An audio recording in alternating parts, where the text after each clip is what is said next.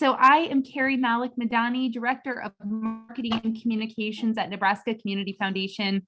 We are so excited for today's session on leveraging planned giving. If you don't know, this is actually part 2 of a 3-part transfer of wealth education virtual series. So we, a couple weeks ago, had our first session, and if you didn't catch that one, no worries. It is archived on our website. I will be sure to share that link in the chat, and we are recording today's session as well, obviously. So we're going to go ahead and start today off by just launching a quick poll here. And let's get an idea of where we're at with this conversation.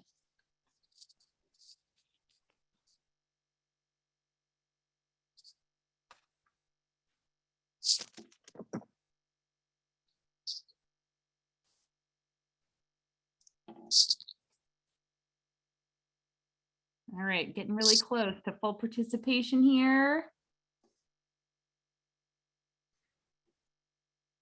Cool, I'm gonna go ahead and end it and we'll share out the results. So 67% say yes, they do have an estate plan in place. 10% say yeah, but it needs to be updated a bit. And 23% say not yet. I'm gonna go ahead and stop sharing. These sessions seem to be cursed for whatever reason. Jeff has internet issues on these, so I just admitted him in again. Jeff, are you with us? I'm back. All right, perfect. Sounds good. Well, with that, Jeff, we did our poll already. I'm going to go ahead and start sharing my screen with the PowerPoint presentation. If you just want to give us a brief some background on the transfer of wealth study. Happy to do that. Good afternoon, everybody. Thanks for being with us. We know that the transfer of wealth is this really amazing opportunity, and just wanted to give you just a thumbnail sketch of all the amazing things that are happening, and then specifically lift up some of the planned giving and estate planning work that's already happening. So you can go to the first slide, Carrie.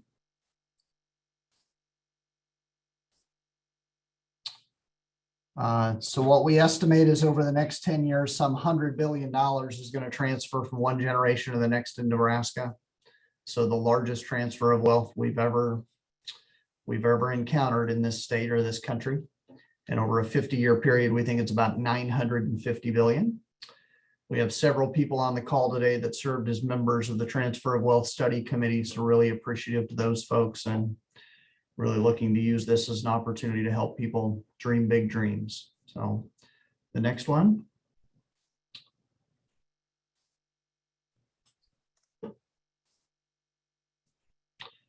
So we know this transfer of wealth is massive in each and every part of Nebraska. So if you look at northern Nebraska, we think it's 3.8 billion over the next decade. The Panhandle's 5 billion. Metropolitan areas are 44 billion. Southwest Nebraska is 4.7 billion. The numbers are just massive in each and every region and each and every community in the state. So lots and lots of opportunity. Then the next one will show you the 50-year transfer. Again, just massive numbers. You can go on to the next one, Carrie. So this is one of the most important elements of this, as we know the transfer of wealth is not only massive, but it's moving very rapidly. As parents continue to live in communities, but their children no longer live there. Whenever the parents pass away, if the children no longer live there, that transfer of wealth migrates someplace else. So we think the timing of this, we think the peak is happening in many of our counties right now. Wanted to pull this up specifically to lift up that we already have lots and lots of Nebraskans who have agreed to include their hometown as a part of their estate planning. So 330 planned gifts, estimated a total about 59 million. And I just wanted to lift up some of the communities that are on the call today and the great work they're already doing. So in Nebraska City, there's already 25 people that have agreed to make a planned gift to support Nebraska City, and Pender 18, and McCook 16, and Norfolk 14, and Boone County and Shickley and Diller all a dozen. So lots and lots of places that are already making great progress on planned giving, but what if 100 Nebraska communities have 20 different people that have agreed to make planned gifts on behalf of their place? That just, that's a real difference maker.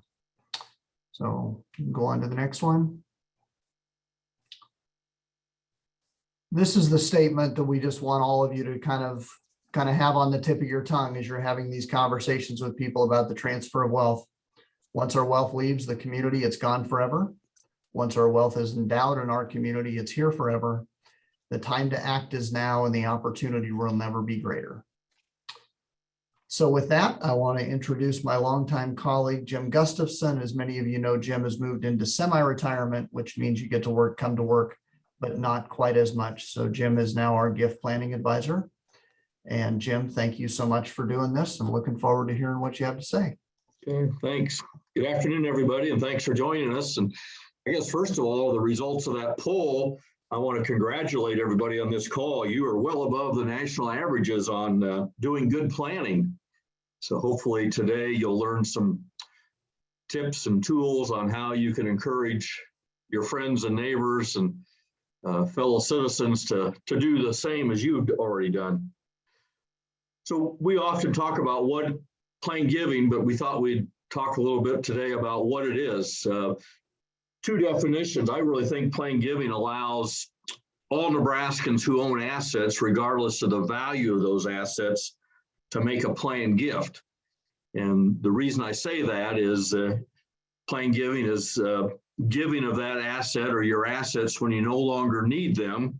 And typically that's at death, but not always. Maybe it's when, as you may have read the story about the Wiki brothers from Juanita, ready to retire, they gifted some of their farm machinery.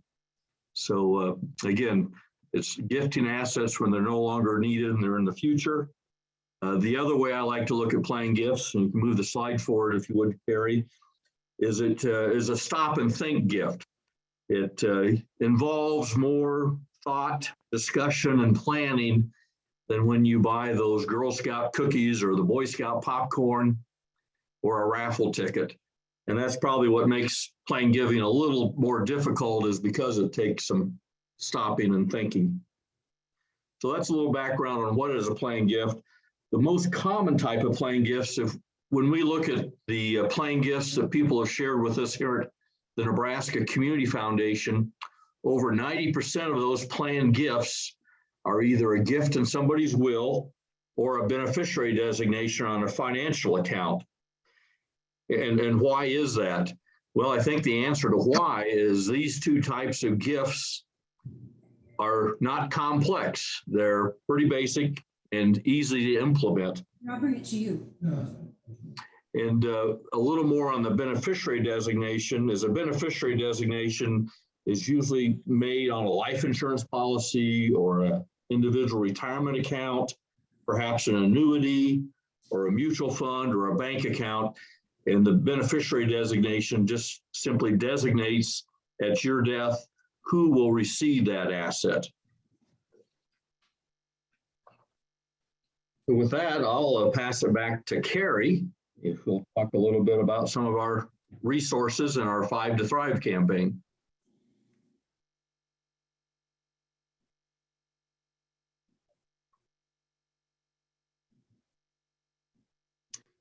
You're on mute, Carrie. Of course I am. Thank you, Jim. You should have heard all the brilliant things I sang. Well, thank you so much for joining us today. And I am so excited to talk to you about the 5 to Thrive campaign. If that's not something you're familiar with, we launched it in conjunction with the 2021 Transfer of Wealth Study. And the 5 to Thrive campaign is asking all generous Nebraskans to consider leaving 5% of their assets to the community that they love. So our hope is that, everyone will get on board with this campaign. Certainly it's not just limited to Nebraska Community Foundation. We hope all affiliated funds will get on board with this. And we just hope that this really becomes the ethos in Nebraska, and especially greater Nebraska, that we all give 5% back to our hometowns, because That's what people do in Greater Nebraska. So I wanted to share with you just a few resources that we've developed. We did launch a brand new microsite in conjunction with the Transfer of Wealth study and our 5 to Thrive campaign. And that can be found at www.5toThriveNE.org. And that's the site I'm at here. And you also can find it through just our Nebraska Community Foundation website. There's a big yellow button that says Transfer of Wealth on our homepage. You can't miss it. So this is the 5 to Thrive website, and we did talk a little bit about this in session 1, so invite you to go back and listen to that again. But there's some really fun features here. For example, this really cool interactive county map where you can click on your county, learn more about the transfer of wealth where you live. We also have a really lovely newsroom with lots of great community success stories. But the thing I really wanted to point out during today's call is this transfer of wealth toolkit. And this is something that we have developed for folks on this call. So volunteers in the NCF network, anyone interested in spreading the word about the importance of planned giving. And there are a number of tools here. Certainly we don't have time to go through all of them today, but I did want to point out a few that are really pertinent to this planned giving discussion. So you'll see that when I hover over these, every single one of these is clickable. And if you click on it, we'll actually download the material. So Jim was just talking a little bit about gifts in your will, beneficiary designation gifts. Well, as part of the Transfer of Wealth Toolkit, either one of these brochure links will take you to this really nice brochure. You can go download this right now. You can share it with people in your community. It has some really great information on the benefits of that type of gift and lots of really good information. So you don't have to be experts on everything. That is not expected, but you do have these really nice and easy to use materials right at your fingertips. And here's the beneficiary designation brochure. Again, totally available to you to have discussions with folks in your community. We go back here to this planned giving toolkit, just a few other things I wanted to point out. This manual, Education for Planned Giving, would definitely be a great read. If you're interested in hosting an event around planned giving in your community, this manual really has all of the steps to do that. And of course, NCF is here to help you too. One of the other materials that were on there was this Planning Your Legacy book. This is really for anybody who wants to get serious about kind of taking inventory of their assets and making a plan for the future. Available totally for free. You can download it from our website right now, share it with whomever you want to. And a couple of other really nice handouts. This 10 tools for charitable gift planning could be a great piece to print out and share with folks in your community. It talks about some of the benefits of these different types of gifts. As well as Jim's 4 Eyes for Planned Giving. That's another really great read. And the last tool I wanted to point out that relates to planned giving is this Transfer of Wealth bingo card. This would be a great activity to do with your fund advisory committee. Lots of really great questions about planned giving and how your FAC, where they are as far as planned giving to your community goes. All right, with that, I'm going to hand it back over to Jim, who's going to talk a little bit about professional advisors and that really important group of people. Thank you, Carrie. In addition to all those great resources on our website about references and tools and resources for donors and volunteers, we also have invested a lot of our time and resources in providing for professional advisors. And I guess in my work, I have found professional advisors to be very helpful in the process of helping people think about and implement a planned gift. And some of the resources we have for professional advisors is we send an electronic newsletter weekly to professional advisors with information about tax and planned giving. So if you have a professional advisor that you'd like to be on that mailing list, please let us know. We also sponsor and speak at many different continuing education seminars hosted by the Bar Association here in Nebraska and the CPAs. And we meet and our entire staff's available to meet with professional advisors and their clients as they're talking about a planned gift. And we really like to be a part of that team, if you will. And I'd like to say, sit around the table with an individual and their other advisors to make sure everything's fitting together and the plan they want to implement fits in with everything else. So as we talk about professional advisors, we have a screen up there where we've listed the different types of professions that we talk about. And we're talking about as professional advisors, attorneys, accountants, a life insurance agent, investment advisors, trust officers, bankers, perhaps an auctioneer or a realtor can be very helpful in that. So as you're thinking about how to interact with your professional advisors locally, this might help you think about who you should be talking to. So with that, today we are grateful to have with us two professional advisors. Bob Stoll, an attorney in Ord, Nebraska, and involved with the local fund there in Valley County, as well as being an honorary board member of the Nebraska Community Foundation. And our other panelist is Keel Vanderveen from Nebraska City, an investment advisor and wealth manager there.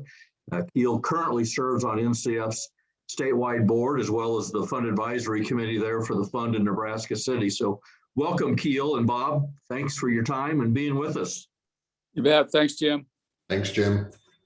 What we'd like to do is we have a few questions for Keel and Bob, but we really invite all of you participating to, in the chat room, ask some questions so that you can get those burning questions answered by Keel and Bob in our time today. And if we can't get them answered, we'll sure follow up with you with those answers. And Carrie will kind of manage what's in the chat room. But first of all, Keel, how do you try to bridge the topic of charitable giving with your clients when you're in discussions with them?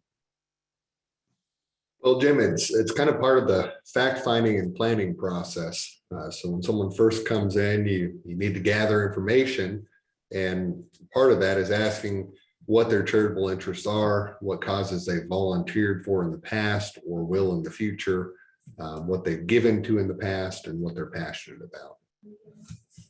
Thank you.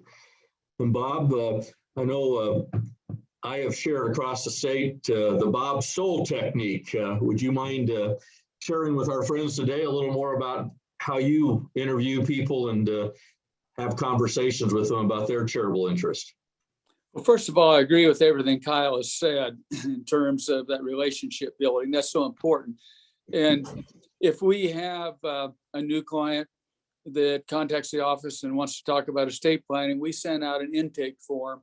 We want to gather information about their family, the structure, assets, and their wishes, as Kyle discussed. And well, I also have a question about whether they have an interest in charitable giving. So then when we have our first conference, we go down through all those things because, you know, as we all know, so much of this is about relationship building. And so we ask them about their assets, and then we have them list all their family members and their children. And as we go through that, it's very important for us as advisors to understand that structure and whether there happen to be special needs, or in the majority of the cases, the folks talk with pride about their children. And as you get through that process, it's fun as you're kind of getting to know them. And then you can follow up with what your children are all doing really, really well. Let's slip on down here to this charitable giving section. And since the kids are doing well, perhaps we think about our community and the legacy we would like to live for, we would like to leave for the parents and for their children, to leave a better place in which maybe their kids will either grow up and stay there or they'll return. So parents like to talk about their children, and that's just a good way to connect and transition into charitable giving. Well, thanks, Bob and Keel. Another question, once a fund advisory committee and those volunteers have identified some professional advisors in their area, do you have any suggestions on how they should proceed with interacting with those professional advisors and how they might effectively introduce the fund and the work the fund is trying to do in that community? Bob, you want to go ahead and take that one first? Sure. It is important to identify all those folks, and we were blessed to have you, Jim, come out and meet with them and introduce NCF and the services that you provide.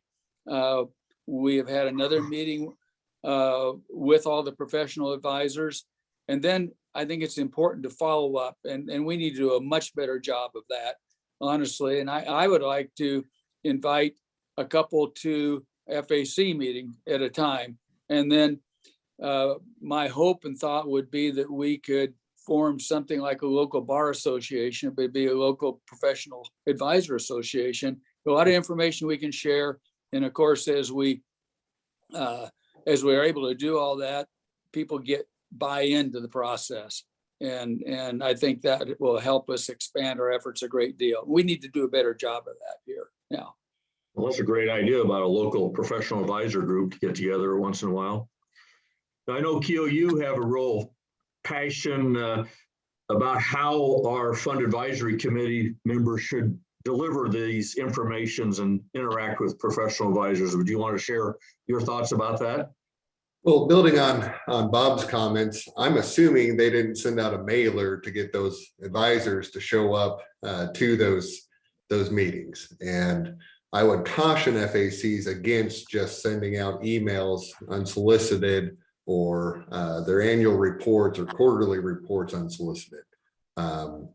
We're inundated with just a massive amount of information. And even if we have an interest and you've already established that relationship with an advisor, it's pretty darn easy for something to end up down the pile and not get read in a timely manner.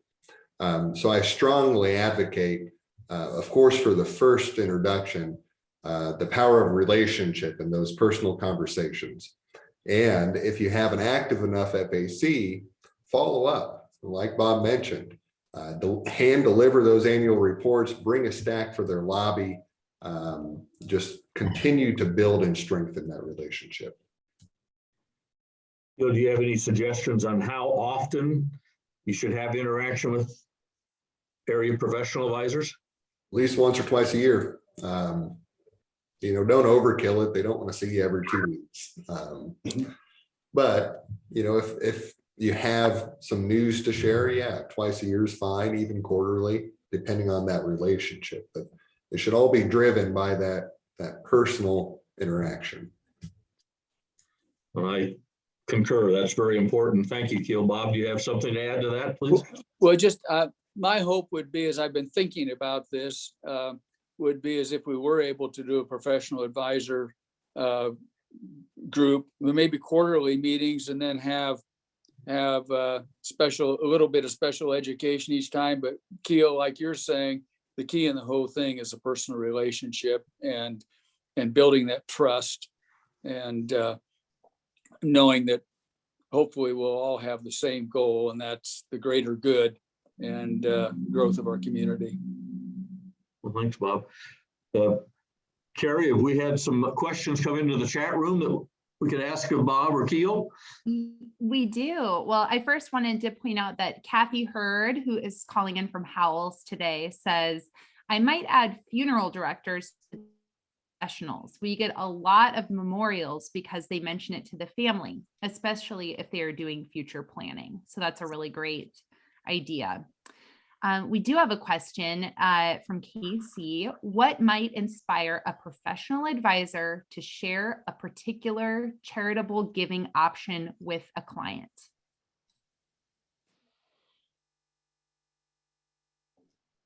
Kelly, you want to go? Okay. Well, I think that we who have served on FACs and on NCF board, we're totally invested in this work. And I think we've gained a lot of pride in seeing the things that have been able to materialize in our communities through planned gifts. And so I think just sharing on a one-to-one basis, like Kyle says, sharing with other professional advisors the benefits that we've seen be derived. We were fortunate early on and that we had a client of mine make a big gift to the county. So a lot of times people, the first thoughts is, well, okay, if I'm going to do something charitably, I'll give a scholarship. And that's great. But, we can do gifts that are much more impactful than that and can benefit 100 kids rather than 1 or 2. And so just talking to another professional advisor, I believe that they can be motivated if they feel our enthusiasm. And if we have concrete examples, so like the WOZAB thing, when I've talked to clients, sometimes we're trying to describe the benefits and the joy of the giving, that some of them will just say, oh, I'd like to do something like the WOZABs did. And so examples and sharing examples and results, I think, is the best way to connect with other professional advisors. Bob, I would echo that. And Carrie, I might build on Neil's comment there that advisors cannot suggest places to give gifts.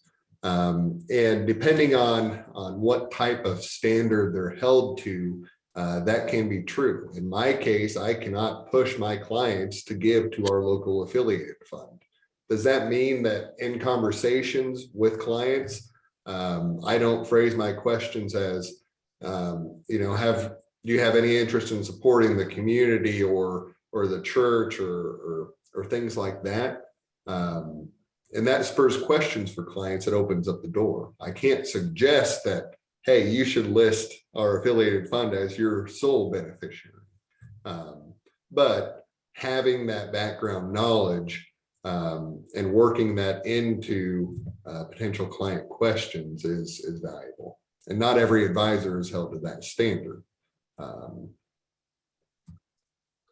Right. And I agree, Kyle, that we need to listen to our clients to truly understand where their heart is. And that will guide us and ask open-ended kinds of questions rather than, and I agree with you. We cannot push our own agendas and desires. And sorry to jump in here again, Carrie, with Kevin's question of what if a client asks for suggestions? Well, that opens up the door. I always start sharing my personal story of what I've done with my wife. And that's not advocating for our affiliated fund, but it's simply sharing an example. So ultimately, if you can work on those professional advisors to make a planned gift, that's your slam dunk. Great. Well, I think we have time for one more question from the chat before we do some breakout rooms. So here it is. Reaching out to community members and making an ask is a mainstay of fund and donor development. Is there any way that you approach that as an attorney when they haven't reached out for professional advice? I think we can, many times we're asked to do presentations at the local chamber or something like that. We cannot solicit business. And so you're limited to a degree in that regard if they've not reached out and asked. I think just a public presence. And then, one thing that's helped us with the WOZAB gift again is that one of the directions of the donor was that there would be an annual publication setting forth the gifts that were given that year. And so that makes a much greater public awareness. And many times our particular donor or the gift is pretty private. And so we don't get that opportunity. But if we have an opportunity to do anything on a public basis, I think that's helpful. Wonderful. Well, Bob and Keel and Jim, thank you so much. I know each of you is planning to lead a breakout room here shortly. I am going to go ahead and remove some of these spotlights so we can get back to sharing our screen. Can everyone please give a big Zoom round of applause, which is we wave our hands like this for Zoom round of applause. Perfect. All right, we are going to go into breakout rooms here for about 10 to 15 minutes. And I already have those all split up. You're going to be in groups of about 3 to 4 people. And each of them is going to have a facilitator, someone who knows that they are supposed to be kind of helping to guide the discussion. So don't worry about that.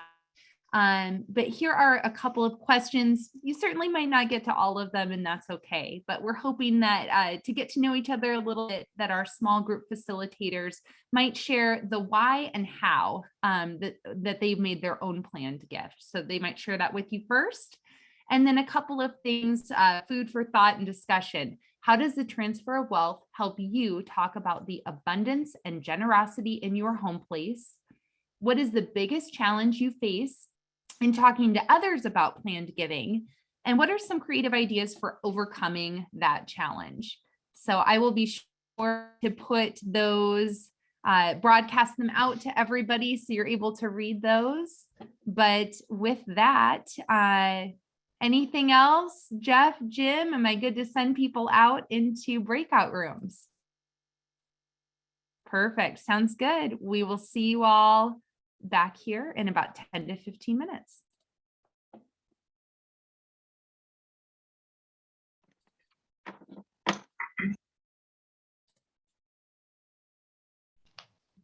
It is time to report any ahas. Unfortunately, we don't have time to go around the whole Zoom because I think there were 15 breakout groups. But does anyone have something either that they would like to mute and tell us, or go ahead and put it in the chat and I can read it as well? Well, this is Steve. I'll just say that Jay Yost and Jared and I had a great conversation, but Jay said, don't tell Jeff, so I can't report anything more. What happens in the Zoom stays in the Zoom. Carrie, this is Cindy Huff, and we had a delightful conversation. I had something else written down as our aha, but just before we left, Brian made one that I thought was really good, and he talked about trying to figure out the percentage and those kinds of things. We had a conversation about that, but he said sometimes the hardest person to talk to is your spouse about your wishes. And I thought, yeah, that is a real aha, because you just, sometimes that one just hits you blindside, like, oh, I didn't know you would be upset about that. So, and that's a conversation you need to have. Thanks, Cindy. Great. This Carrie? is Beth. Oh, go ahead. I'm sorry, go ahead. No. Go ahead, Beth. I'm sorry, this is Beth Ross. And in our group too, we had a great conversation. One of the key things was we have people who are willing to give to the fund itself, but are very reluctant to make a planned gift. So getting them to even begin having the thoughts of estate planning personally, and then the planned gift piece. So pushing them to start even that personal planning process. Great point. Jane, are you ready? Yes, Carrie, I would say we were blessed to have Ken Snyder in our breakout group, and he mentioned something I think that's exciting and should be a goal for all of us. You know, Ken mentioned that Keith County's been fortunate to have the $7 million gift that they received in 2019. And he also mentioned how that gift has triggered other gifts. And so I think that's something that we can all look forward to, you know, to see how it snowballs. I think that's encouraging. Thanks, Jane and Ken. Carrie, one thing that a couple of things I wanted to lift up was Melanie Flynn in our group mentioned, going back to a little bit what Beth was saying, is one way to get people to kind of think about that will. It seems to be one trigger is once they start having children.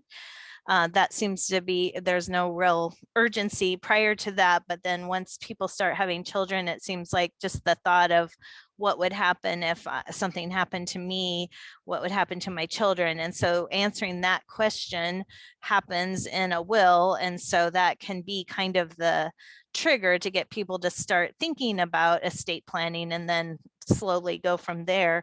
I thought that was a great point. The other thing we talked about, and Dennis Hansen was also in our group, about the transfer of wealth and how it can serve as a tool, but there was the discussion that that number is so large, and most people realize that that number is not just in cash sitting around, but that it's in other real estate and farmland and those things. And so just how do we make that number more understandable to people, that it is real and it's abundance, but it may not just be liquid cash.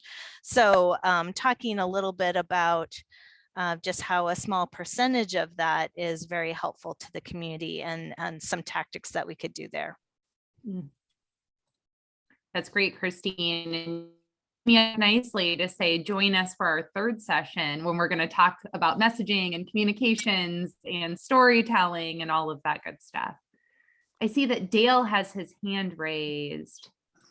Yeah, thanks. I just want to share that I had Shelby Reagan in our group. She's with Holt County Economic Development.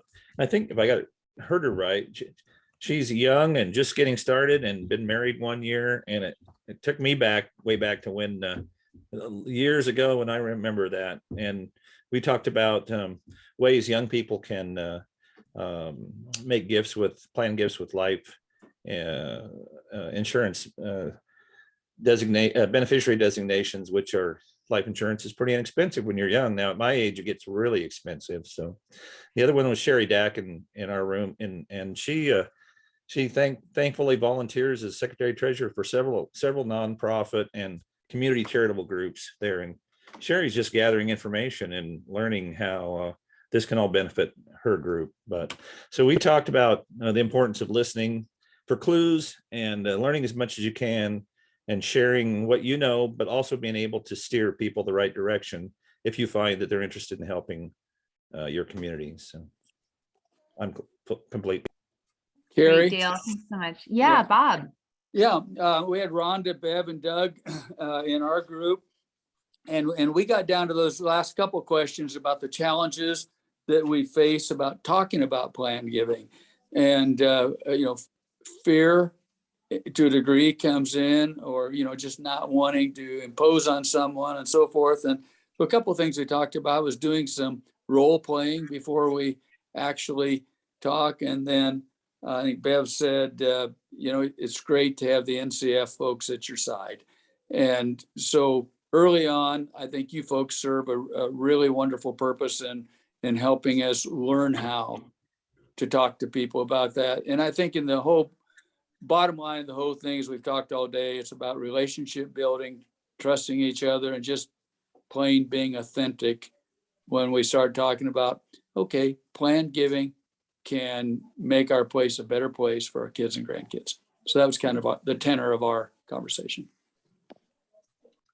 That was so great, Bob. It's as if you spend all day, every day talking to people about this kind of stuff. You're such a pro. You make it look easy. I just wanted to point out a great comment from Neil in the chat session. Goodness, the chat that says, I like the idea. It's not a person's whole estate. It plants the seed that not only people who have sufficient assets to leave a multi-million foundation can plan to give a gift to the community. Anyone can leave an affordable gift of 5%. Amen to that, Neil. And yeah, I think that's really important when we talk about messaging, that we certainly aren't suggesting that anyone leave all of their assets to charity. We know how important it is to take care of family. That's not what anyone is asking for here, but it's 5% is, a small slice of the pie, and certainly enough to make a big difference if lots of people get together and leave 5 to thrive. So with that, I want to invite all of you to join us for session 3. We will get the recording of this session up on the webpage that I shared in the chat as soon as we can. We'll archive all of those there. It has been so wonderful spending the lunch hour with all of you. Certainly, if anyone wants to stick around, we can leave this Zoom open and continue to have conversations about this or ask questions. That's absolutely fine. Jeff, I don't know if there's anything you wanted to say with closing comments, but I appreciate all of you so much and sincerely hope you can join us for session 3, because that's the one I get really excited about, which is plan giving and marketing and communications. So thank you all for coming today. Thanks to Keel and Bob and Jim for moderating a great panel. Carrie, thanks for all of your work. And then thanks to the 15 small group leaders who were willing to tell their individual stories. Appreciate that very much. Have a great day, everybody. I hope you can spend a little time outside. Be well. See you soon.